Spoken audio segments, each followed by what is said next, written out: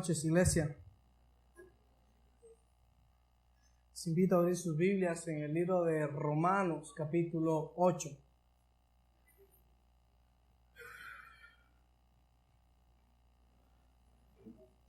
Romanos, capítulo 8, versículo 1. Cuando todos lo hayan encontrado, pueden decir un fuerte amén.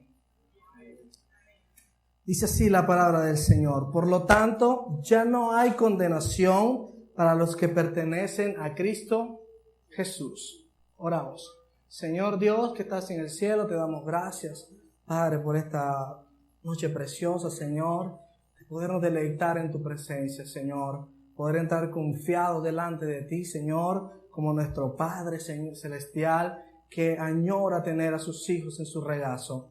Hoy venimos delante de tu presencia, Señor, dándote las gracias, Señor, como un pueblo agradecido por todo lo que has hecho, Señor, por enseñarnos, por ayudarnos a seguir adelante, Señor, permaneciendo firmes, Señor, y fieles a tu palabra. Hoy te pedimos que sea tu Espíritu Santo, Señor, redarguyéndonos de todo pecado, que sea tu Espíritu Santo, Señor, confrontando nuestros corazones, Señor, y que sea tu Espíritu Santo, Señor, escribiendo, Señor, tu palabra en nuestros corazones. Quita toda palabra humana, quita toda sabiduría humana, Señor Dios, porque son necedad delante de ti, Señor. Te lo pedimos en el nombre de Jesús. Amén y amén.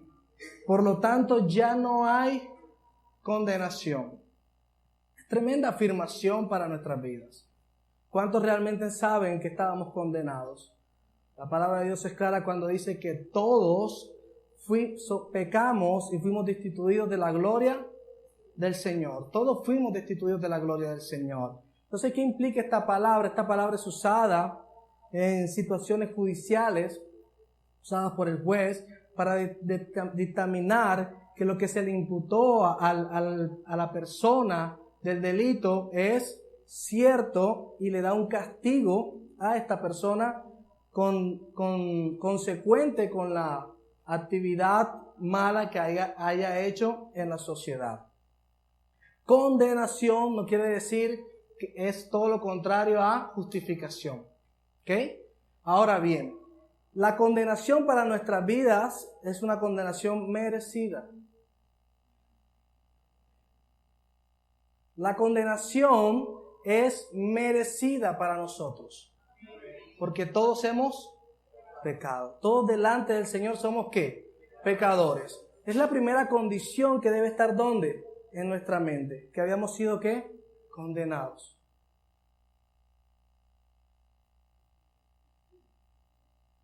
Esto hace la diferencia, iglesia, entre realmente si pertenecemos a Cristo o creemos que estamos en Cristo. Porque el saber que yo estaba condenado y me fueron perdonados todos mis pecados, debo estar agradecido. Eso hace la diferencia.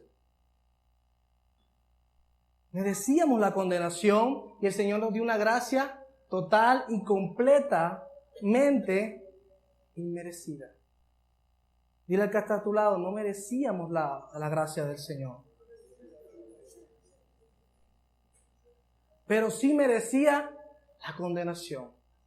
Hay que tener claro esto, porque cuando nosotros leemos esta afirmación, podemos llegar a imaginar o pensar de que por venir a una iglesia, sentarnos y escuchar, decir, cambiar nuestra manera de hablar, llevar la palabra en nuestras manos, nos pueda llegar a hacer pensar que pertenecemos a Cristo.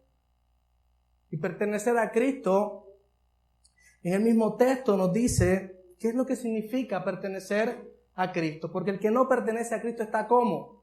Condenado.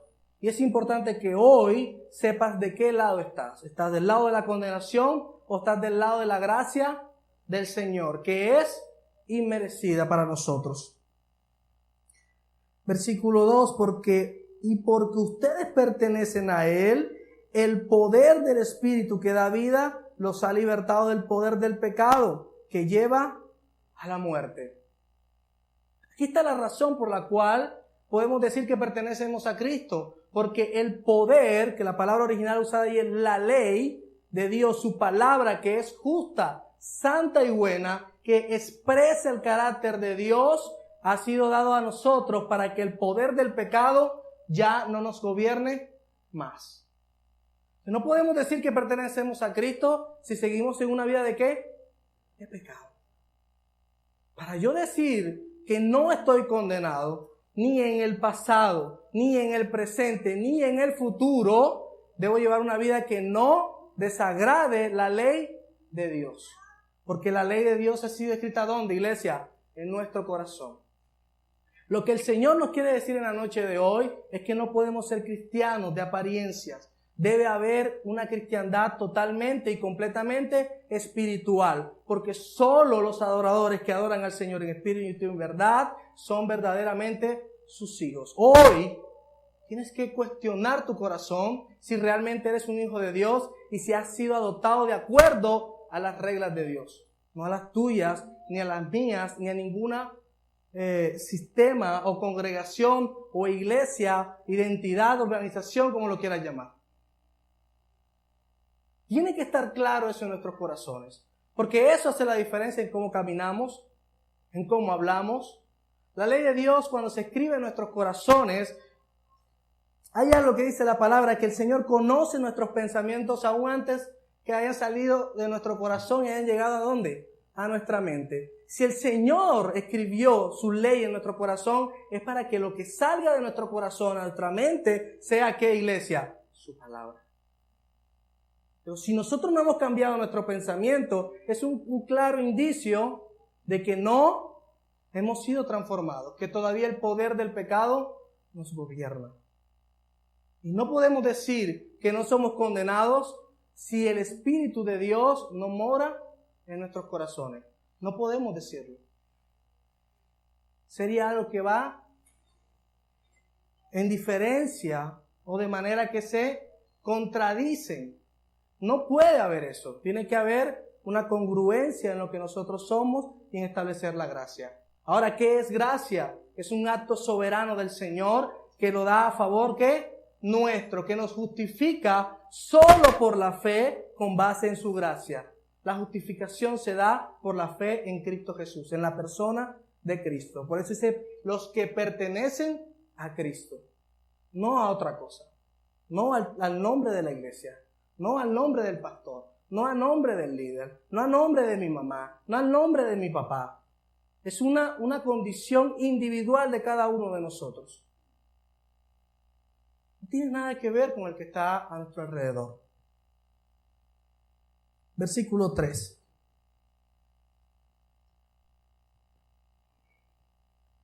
La ley de Moisés no podía salvarnos porque nuestra naturaleza pecaminosa es débil. Así que Dios hizo lo que la ley no podía hacer. Él envió a su propio Hijo en un cuerpo como el que nosotros los pecadores tenemos. Y en ese cuerpo, mediante la entrega de su Hijo como sacrificio por nuestros pecados, Dios declaró el fin del dominio que el pecado tenía sobre nosotros. Lo hizo para que se cumpliera totalmente la exigencia justa de la ley a favor de nosotros. Que ya no seguimos a nuestra naturaleza pecaminosa, sino que seguimos al Espíritu. Varias cosas en este texto. Dice que nuestra naturaleza débil hacía que nosotros, el pecado gobernara sobre nosotros. El Señor nos enseñaba el jueves pasado que la ley es justa y santa, pero que el pecado se aprovechó de ella para hacernos a nosotros pecar y llevarnos ¿a dónde? A la muerte. ¿Ok? Estamos claros en eso. Pero como para nosotros era imposible salvarnos, el Señor lo hizo posible a través de su gracia. Es un plan que viene inherente con la justificación, la santificación y la promesa de la glorificación eterna. Eso viene incluido en lo que nosotros llamamos el Espíritu Santo que mora en nosotros. Eso es lo que nos da certeza, seguridad. Y si no lo hay, lo más posible es que el Espíritu Santo todavía no more en tu corazón. Ahora tú dirás, ¿y cómo hago yo para tener el Espíritu Santo en mi corazón? Te tienes que arrepentir. Tienes que entender la gracia de Dios. Tienes que saber que estabas condenado o posiblemente condenado hasta el día de hoy. Y no te vas a presentar delante del Señor a decir que he hecho cosas buenas y que no he hecho cosas tan malas. En Apocalipsis capítulo 20, versículo 11, si no me falla la memoria, dice que tanto grandes y pequeños se presentarán delante del trono blanco y se abrirán los libros de los hechos de tanto buenos como malos. Y también se abrirá el libro de la vida, y el que no se encuentre escrito en ese libro será arrojado al lago que arde con fuego y azufre. Así que no puedes pretender que tus cosas buenas y las cosas no tan malas que haces, por no decirle malas, pero la palabra dice que son malas, te van a salvar. Estamos en igual de condiciones. Y esa hace la diferencia para los que pertenecemos a Cristo. Si nosotros pertenecemos realmente a Cristo, ¿qué es lo que debemos estar haciendo? Proclamando la gracia de Dios a los perdidos. Eso muestra que somos cristianos. Si todavía nos da vergüenza con nuestras acciones, es lo que tenemos que entender. Si la ley de Dios está escrita en nuestros corazones, el pensamiento, nuestra palabra y nuestras obras deben de cambiar totalmente. Vivir una vida totalmente en el Espíritu. ¿Cuántos hemos llegado a reconocer un pensamiento que no viene de parte de la ley de Dios? ¿Cuántos todavía seguimos hablando sabiendo que algo es malo? Todavía lo seguimos preguntando. Cuando si el Espíritu de Dios mora en nosotros, Él nos redarguye de todo pecado. Él nos guía a toda verdad. No hay excusa, no hay justificación para fallar. Porque la ley está ¿dónde? Adentro. Nuestros pensamientos deben de cambiar, nuestras obras deben de cambiar, nuestras palabras deben de cambiar. Ahora bien, decir, y lo que Pablo aquí vuelve a recalcar es el Evangelio. El Señor entregó a su Hijo y se hizo carne, pero en Él no se halló pecado, como dice Hebreos capítulo 4. Él se hizo pecado para llevar todo el pecado nuestro, ¿dónde? En la cruz, y satisfacer el justo juicio de nuestro Dios. ¿Entendemos eso, iglesia? Lo predicamos cada día, lo exponemos, lo explicamos de esa manera, porque debe ser con palabra y también debe ser con obra, con hechos, con acciones. Eso tiene que cambiar en nuestras vidas. Nosotros que podemos tener más tiempo y entendemos qué es el Evangelio, realmente estamos pendientes cuando una persona nueva llega a este lugar para explicarle el Evangelio, o solamente se lo dejamos al pastor. Porque aquí no se predica otra cosa sino el Evangelio. Aquí no se puede predicar otra cosa que no sea el Evangelio. Y esperamos a futuro que no se predique otra cosa que sea predicar el Evangelio. Y el Evangelio es la buena noticia de que Cristo murió por nuestros pecados. Es una gran noticia, iglesia, porque estábamos ¿cómo? Condenados.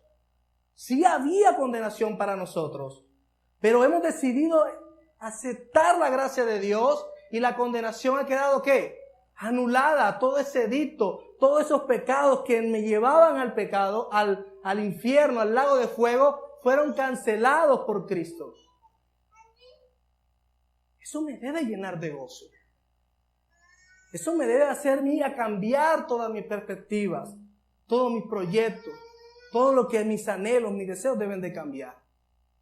Porque tú puedes hacer todo lo que quieras en esta tierra, pero si estás condenado, tu final va a ser de completa oscuridad, alejado de Dios por la eternidad.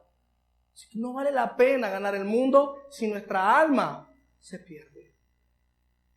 Por eso esta buena noticia es una buena noticia.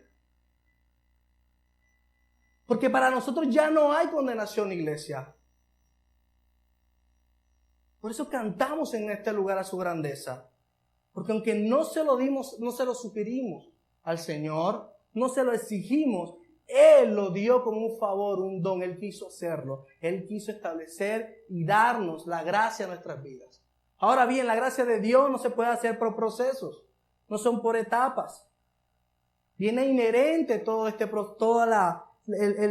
plan de Dios para nuestras vidas. Por eso no podemos decir que somos justificados y seguir permaneciendo ¿dónde? En el pecado. Ahora bien, cuando el Señor dice que no hay condenación para nuestro pecado en el pasado, porque el Señor lo justificó ¿dónde? En la cruz del Calvario. No somos condenados por el pecado porque seguimos siendo como, iglesia, pecadores. Pero ya no contumaces, para aclarar lo que voy a decir en este momento. Nosotros fallamos, podemos fallar a diario, podemos pecar. Cuando digo que podemos pecar, no es que haya licencia para pecar, sino que la naturaleza que está en nosotros, la debilidad que está en nosotros, muchas veces nos incita a pecar. Pero es ahí donde empieza el proceso de santificación en nuestras vidas. Donde el Espíritu Santo empieza a escudriñarnos y empieza a mostrarnos lo que está mal en nuestras vidas. Pero todavía nos enojamos cuando el Espíritu Santo de Dios está a través de mi hermano diciéndonos que lo que estamos haciendo está mal. Hay muchos todavía que ven a su hermano haciendo algo malo y se quedan callados.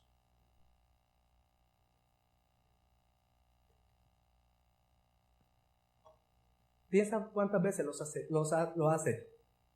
Piensa cuántas veces lo has hecho. A mí han llegado personas a decirme, mira, esta persona dijo esto, esto y esto. Y yo sé que eso está mal. ¿Y tú qué le dijiste? No. Me quedé callado. Te estoy diciendo que tú le digas, no. Pecó delante de ti. Pecó en contra de ti. Si tú sabes que está malo, ¿por qué no le dices? No, porque tú sabes que yo no sé mucho de palabras. No se necesita saber mucho de palabras, saberse toda la Biblia. El Espíritu ha puesto la ley de Dios, ¿dónde? Tu corazón, úsala. Ahora, no solamente la uses con tu hermano, úsala también ¿para quién? Para ti mismo. No estamos pensando en que ya no podemos seguir. Cuando pensamos que es muy duro hacerlo. Recordamos que Cristo también padeció. Porque yo pertenezco a Cristo. Y debo pensar ¿en quién? En Cristo.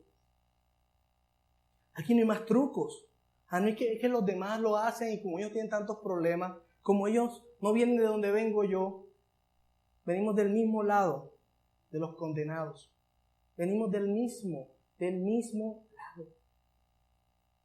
A mí se nos hace difícil seguir adelante. Por eso el Señor nos manda a congregarnos, para que tengamos coinonía. ¿Cuántos tienen coinonía? ¿Cuántos saben cómo se llama el hermano que ha venido por segunda o tercera vez? Yo creo que hay hermanos que ni siquiera saben, hermanos que vienen de hace 3 meses, 4 meses, 6 meses. Nos acercamos a hacer coinonía, nos quedamos parados a ver qué pasa, a ver si me dicen algo a mí. Que el Señor ya hizo en mi vida, yo debo ponerlo en práctica hacia los demás. Si el Señor me perdonó a mí, también lo podrá hacer ¿con quién? Con mi hermano, con mi prójimo. Versículo 5. Los que están dominados por la naturaleza pecaminosa piensan en cosas pecaminosas, pero los que son controlados por el Espíritu Santo piensan en las cosas que agradan al Espíritu. Por lo tanto, permitir que la naturaleza pecaminosa les controle la mente lleva a la muerte, pero permitir que el Espíritu les controle la mente lleva a la vida y a la paz. ¿Cuántos realmente permitimos que el Espíritu Santo controle nuestras vidas? Porque el pecado no se hace de la noche a la mañana. Él empieza, ¿de dónde? Desde un pequeño pensamiento, una pequeña nubecita en el horizonte, para que pueda haber un buen aguacero.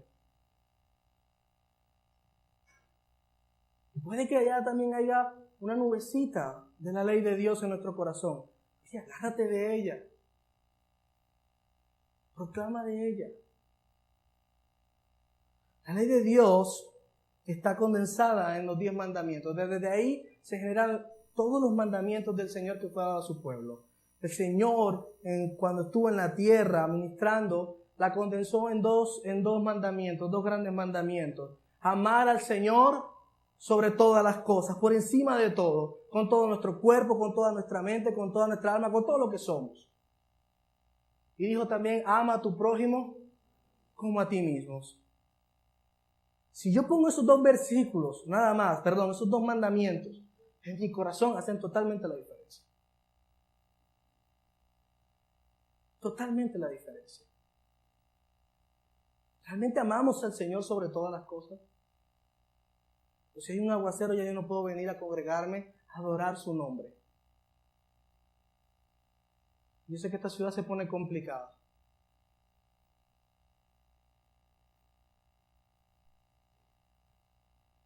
Porque hay muchos que esperan es que esté el tiempo como esté. No, ya no puedo salir porque es que la ciudad se pone complicada.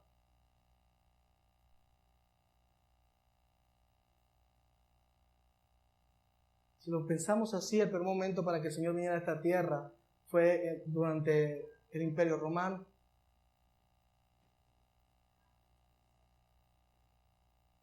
El pueblo de Israel estaba subyugado por el Imperio Romano. El pueblo de Israel esperaba un Mesías, un líder que lo iba a libertar del yugo de sus enemigos, del yugo de sus opresores.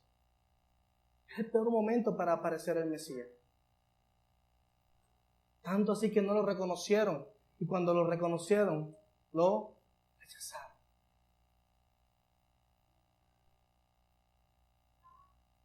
Si Dios necesita, iglesia, que se levanten hombres que no les importe nada, que no les importe su propia vida ni su cuerpo, sino solamente les importe el Señor. Necesita jóvenes que se levanten por encima de él en el momento en que estén en universidad, trabajo, estudio, y amen a ¿quién? El Señor. Dios necesita hijos que a pesar de su edad amen al Señor por encima de todas las cosas. Dios necesita hombres, iglesia, que entiendan que estaban condenados, pero que Él por su gracia los redimió y los ha hecho salvos, tanto de los pecados pasados como de los pecados presentes y de los pecados futuros que podamos hacer. Pero no podemos pretender ir al cielo, iglesia, haciendo lo que venimos haciendo, haciéndonos de la vista gorda y de oídos sordos. Eso que lo haga otro. Yo voy, ahí voy. ¿Cómo estás? Ahí. Nosotros no podemos estar ahí. Nosotros no podemos estar encerrados en el aposento alto ya.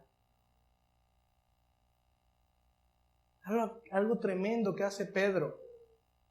Cuando llegaron todos, cuando llegó el Espíritu Santo de Dios sobre los 120, dice que todos los que estaban ahí empezaron a hablar en lenguas, en idiomas. Y las personas que habían llegado a Jerusalén empezaron a entender lo que ellos estaban diciendo y estaban hablando de las maravillas que el Señor había hecho. Muchos pensaron que ellos estaban borrachos. Sin embargo, Pedro no se quedó diciendo, oye, sí me están diciendo que yo soy un borracho, me voy a quedar aquí, que pues, aparentemente lo parezco. ¿No? ¿Qué hizo Pedro? Salió y les predicó. Fue lo primero que hizo Pedro.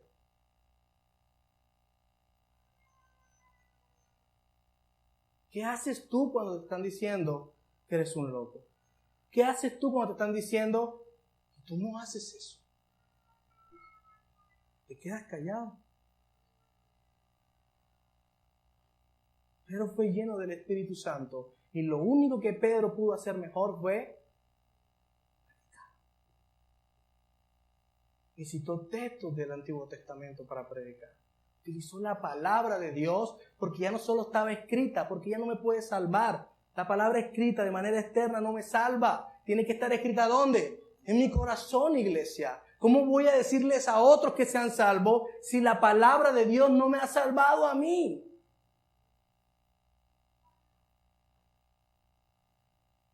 ¿Cómo otros creerán si no hay nadie que les predique? Bueno, y tú viniste a hablarnos del Espíritu, de lo que el Señor... Pero es que ese es el fruto de la gracia. Entendemos lo que es gracia. Entendemos lo que es gracia porque estábamos condenados. Nadie daba un peso por nosotros. Para nosotros era imposible ser salvos. El Señor lo hizo posible. ¿Para qué, iglesia? Para que la ley esté escrita en tu corazón y la proclames a aquellos que también estaban en esa condición. No podemos leer la palabra por leerla. Tenemos que aplicarla en nuestras vidas. Tenemos que aplicarla en los matrimonios. Tenemos que aplicarla en los noviazgos. Tenemos que aplicarla como hijos. Tenemos que aplicarla como padres. Porque si no, iglesia, nos estamos engañando. podemos ver muy bonitos aquí. Podemos levantar las manos 3 horas. Pero no ha pasado absolutamente nada.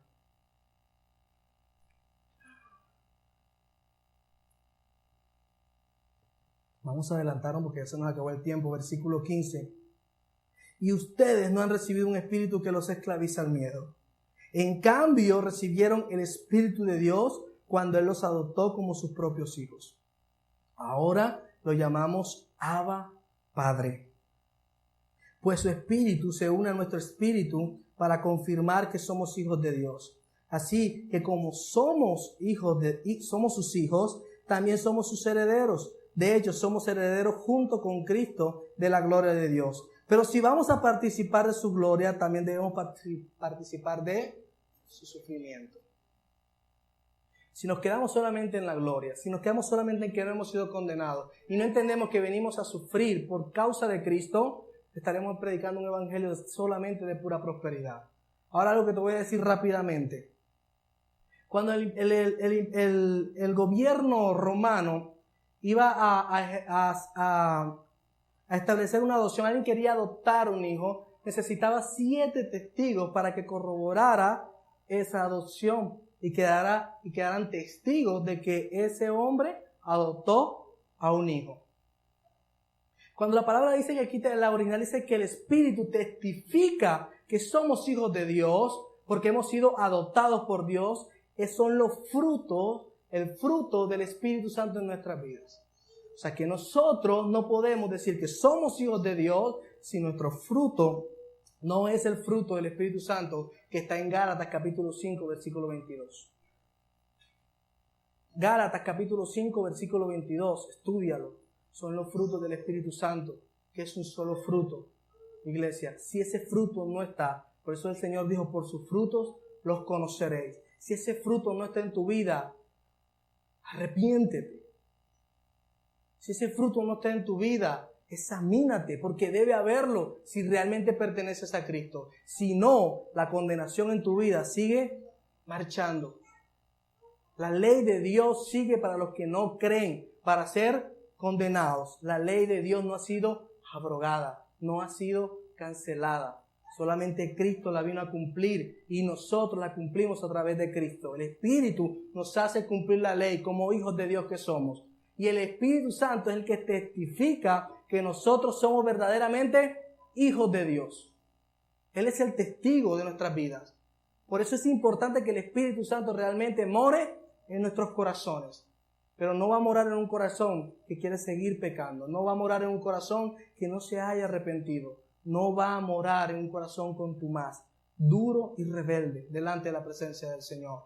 Y si eres un hijo de Dios, harás el propósito de Dios en tu vida. Amén. Dios, te damos gracias en esta noche, te bendecimos y te exaltamos. Te damos gracias, Señor Dios, porque realmente nos has librado de esa condenación, que es merecida, Señor Dios, por nuestros delitos y pecados, Señor.